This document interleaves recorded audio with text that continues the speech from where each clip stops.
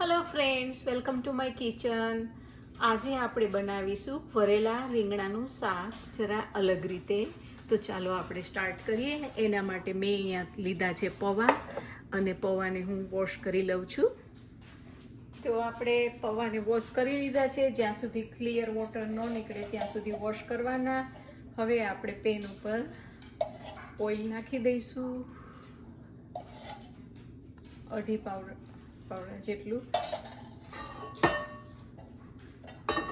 મને બહુ જાજુ ઓઇલ ગમતું નથી એટલે બહુ નથી નાખતી.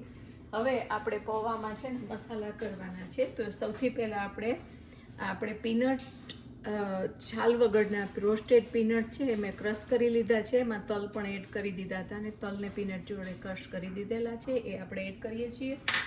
અને હવે આ છે શાકનો મસાલો એડ કરી દઈએ.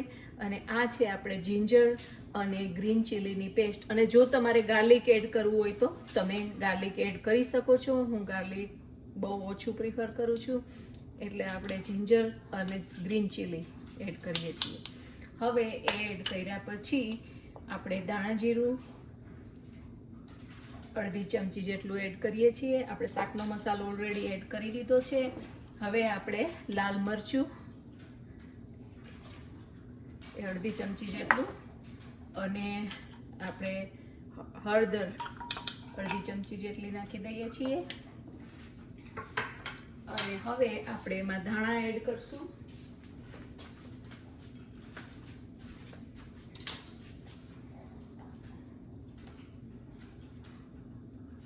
અને હવે આપણે એને બધું સૌ મિક્સ કરી દઈશું. અને હવે આપણે સોલ્ટ પણ એડ કરી દઈશું.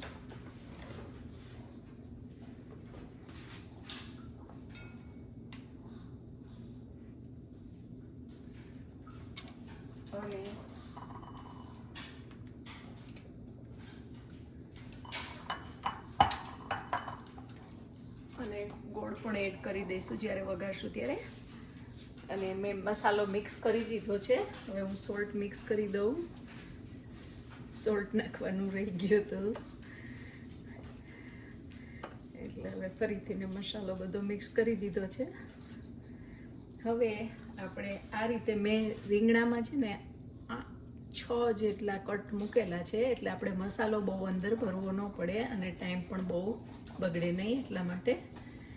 તો એ બહુ ઇઝી રીતે ભરાઈ જાય છે. અને આ રીતે બટેટા હું બહુ એડ નથી કરતી, એટલે મેં 1 કે 2 બટાકા લીધા છે ઝીણા.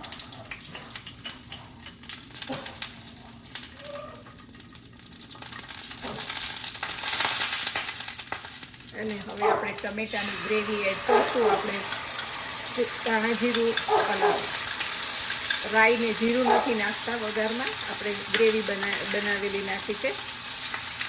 ક્રશ ટમેટા છે, બીજું કશું નથી. આપણે રીંગણા બધા ભરાઈ ગયા છે.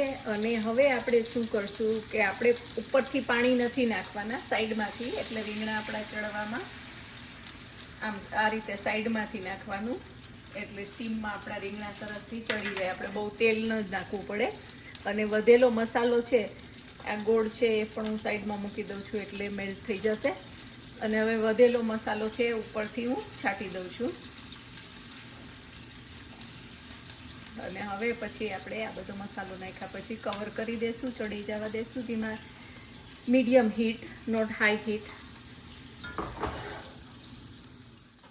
તો ફ્રેન્ડ્સ, આપણે ચેક કરીએ આપણા શાક માટે શું થયું છે.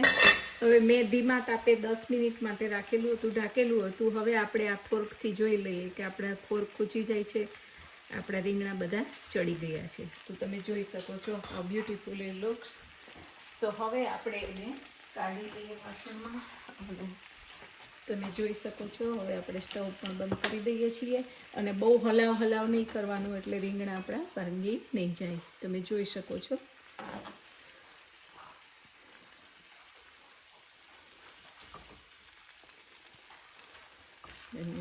થોડી એવી ગ્રેવી, ને તમારે ગ્રેવી વધુ કરવી હોય તો વધુ પણ કરજો. તો મને બહુ બધો મસાલો મિક્સ થઈ જાય બહુ ગ્રેવી કરવાથી, એટલે મેં છૂટા મોટા ભરેલા રીંગણા સરસ લાગે એટલે આ રીતે કર્યું છે.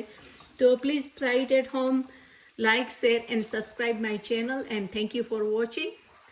I'll see you next time. Bye bye.